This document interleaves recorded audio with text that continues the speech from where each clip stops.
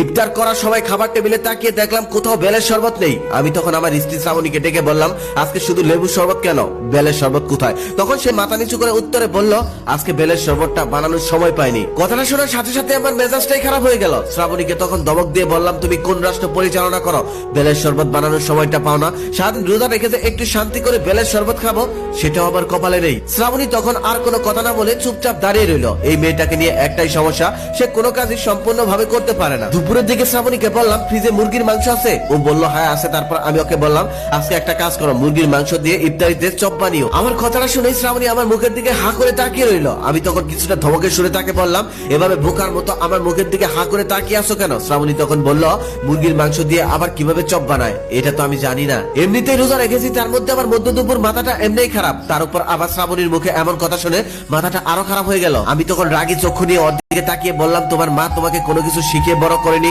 যা বলি সেটাই না বলো, কিছুই পারো না তুমি। আসলে আমার জীবনের সব থেকে বড় ভুলটাই করেছি তোমাকে বিয়ে করে। শ্রাবণী তখন কোনো কথা না বলে চুপচাপ আমার সামনে দাঁড়িয়ে রইল। আমি তখন অন্য রুমে চলে গেলাম। এই মেয়েটাকে নিয়ে আমি আর পারছি না।